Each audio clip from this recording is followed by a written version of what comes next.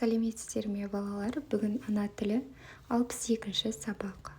Біздің тақырыбымыз заттың атын білдіретін сөздер. Бірінші жаттығу: өлеңді оқы, жатта балыңды жу.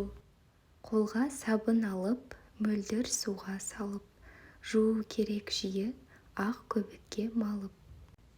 Жасыл, қызыл, ағын, қолдана бер бәрін, жуынғанда дәйім, қолда тұрсын сабын.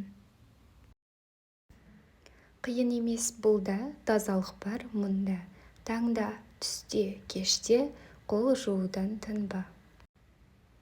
Серікбол Хасанның өлең жолдары. Бұл жерде өлең не туралы? Өлең тазалық сақтау туралы айтылған. Тазалықты үнемі сақтау үшін не істеу керек?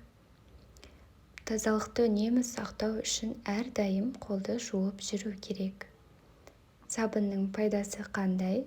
Сабын түрлі көзге көрінбейтін микроорганизмдерден қорғайды.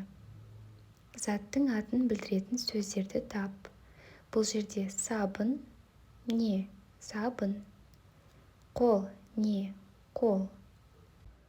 Екінші жаттығу: жұмбақты көшіріп жаз, шешуін тап. Жуған киім тазарып, өзі қалды тымарып. Бұл не?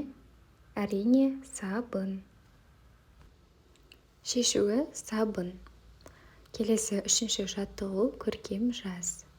Су, сабын, сүлгі, тарақ, айна. Осы сөздерді жазып қоямыз. Төртінші жаттығу: сурет атауларының алғашқы әріптерінен сөз құрап айт. Бізде бірінші суретте тарақ, яғни Т деген әріпті қоямыз.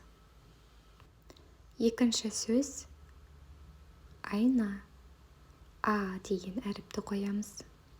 Үшіншісі зымыран, З деген әріп. Төртінші суретте алма, А деген әріп. Бесінші суретте лақ, Л әріпі.